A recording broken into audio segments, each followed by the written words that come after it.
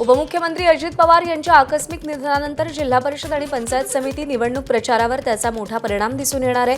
या पार्श्वभूमीवर सर्वपक्षीय नेते आक्रमक प्रचार टाळण्याच्या भूमिकेत असल्याची चर्चा आहे। मोठ्या सभा, रोड शो यांसारख्या प्रचार न करण्यावर नेत्यांचा भर असून प्रचार अधिक संयमित पद्धतीने होण्याची चिन्ह दिसतात। दरम्यान जिल्ह्यातले स्थानिक नेते प्रचारात अधिक सक्रिय असतील असंही बोललं जात आहे। अजित पवारांच्या अकाली निधनामुळे ठप्प झालेला जिल्हा परिषद निवडणुकीचा प्रचार आता पुन्हा सुरू झालाय। या प्रचारात महाराष्ट्राच्या राजकीय सुसंस्कृतपणाचं दर्शन झालं। धाराशिवच्या वडगाव जिल्हा परिषद गटातील ठाकरेंच्या शिवसेनेच्या उमेदवार लक्ष्मी जाधव यांच्यासाठी नितीन बानगुडे पाटील यांची सभा पार पडली। प्रचार सभेची सुरुवात ही अजित पवारांना श्रद्धांजली अर्पण करत झाली।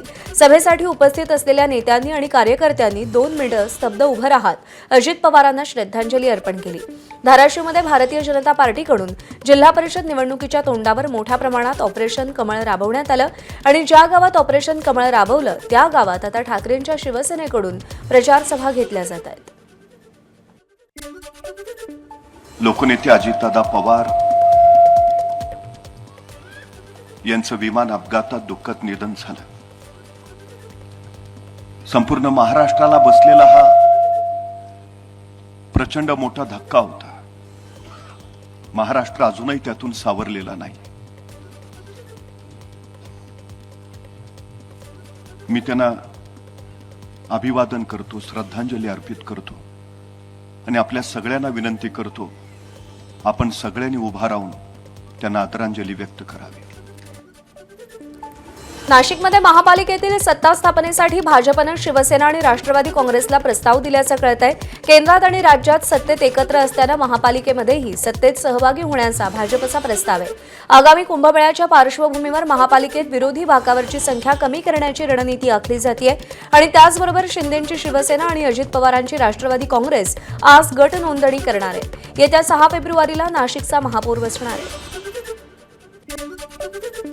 एकीकडे आरक्षणाच्या राज्यातील मुद्द्यावरून काही जिल्हा परिषद आणि पंचायत समितींच्या निवडणुका लांबणीवर गेल्यात, तर आता दुसरीकडे मुदत संपणाऱ्या ग्रामपंचायतींच्या निवडणुका जवळपास 6 महिने लांबणीवर जाण्याची शक्यता आहे। यात यवतमाळ जिल्ह्यातील 980 ग्रामपंचायतींची या वर्षात मुदत संपणार आहे। दरम्यान डिसेंबर 2024 पर्यंत मुदत संपणाऱ्या ग्रामपंचायतींवरती प्रशासक नेमण्याचे आदेश ग्रामविकास विभागानं जिल्हा परिषद मुख्याधिकारी आणि जिल्हाधिकाऱ्यांना दिलेले आहेत। जिल्हा परिषद आणि पंचायत समितीच्या निवडणुका पुढे ढकलल्याचा फटका शिक्षकांना बसत असल्याचं चित्र दिसतंय। निवडणूक ड्युटी आणि सीईटी परीक्षा एकाच काळात आल्यानं अनेक शिक्षकांची परीक्षा बुडण्याची शक्यता निर्माण झाली आहे। 7 आणि 8 फेब्रुवारीला सीईटी परीक्षा असताना निवडणूक प्रक्रिया 7 ते 9 फेब्रुवारी दरम्यान सुरू राहणार आहे। त्यामुळे परीक्षा की ड्युटी असा कठीण प्रश्न शिक्षकांसमोर उभा ठाकलाय। त्यामुळे एकीकडे सीईटीची परीक्षा देणं न्यायालयानं बंधनकारक केलेलं असताना निवडणूक ड्युटी असल्यानं शिक्षकांसमोर यक्ष प्रश्न निर्माण झाला। मात्र परीक्षा पुढे ढकलण्याचा निर्णय केंद्र सरकारच्या अखत्यारीत असल्यानं केंद्र सरकार काय भूमिका घेणार हे पाहावं लागेल। राज्यातील हजारो शिक्षक आणि या शिक्षकांच्या सेवा या निवडणूक आयोगाने अधिग्रहित केल्यामुळे आणि नेमकं 7 फेब्रुवारीला आणि 8 फेब्रुवारीला केंद्र शासनाची सीटीईटी ही परीक्षा असल्यामुळे आमची राज्य निवडणूक आयोगाला ही विनंती आहे की ज्या शिक्षकांची 7 आणि 8 फेब्रुवारी रोजी सीईटीची परीक्षा ही असेल अशा शिक्षकांना या निवडणुकीच्या कामातून वगळण्यात यावे। छत्रपती संभाजीनगर महापालिकेसाठी महापौर आणि उपमहापौर पदाची निवडणूक येत्या 10 फेब्रुवारीला होणार आहे। येत्या 4 फेब्रुवारीला सकाळी 10 वाजल्यापासून उमेदवारी अर्जांचं वितरण महापालिकेच्या सचिव विभागातून करण्यात येईल। 6 फेब्रुवारीला दुपारी 3 वाजेपर्यंत अर्ज वाटप आणि त्याच दिवशी संध्याकाळी 6 पर्यंत अर्ज भरण्याची अंतिम वेळ राहणार आहे। महापालिकेत भाजपकडे 57 नगरसेवक आहेत, तर शिंदेंच्या शिवसेनेकडे 13 नगरसेवकांचं संख्याबळ आहे। एमआयएमकडे 33, ठाकरेंच्या शिवसेनेकडे 6, शरद पवारांच्या राष्ट्रवादी आणि काँग्रेसकडे प्रत्येकी 1 नगरसेवक आहे।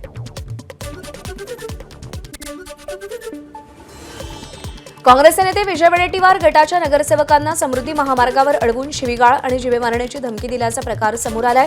धमकी देणाऱ्यांमध्ये विठ्ठल मंदिर प्रभागातून पराभूत काँग्रेस उमेदवार सौरभ ठोंबरे यांच्यासह 10 ते 15 जणांचा समावेश असल्याचा आरोप आहे. सौरभ ठोंबरे हे धानोरकर समर्थक असल्याची माहिती आहे.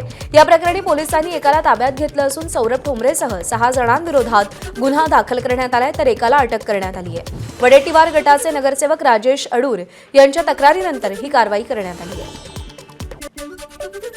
दरम्यान या संपूर्ण प्रकारानंतर मुख्य आरोपी असलेल्या सौरभ ठोंबरेनं प्रतिक्रिया दिली आहे. विजय वडेट्टीवारांनी पळवलेल्या आमच्या 3 नगरसेवकांसोबत प्रतिभा धानोरकरांचं बोलणं करून देण्यासाठी गाडी थांबवल्याचं ठोंबरेने म्हटलंय.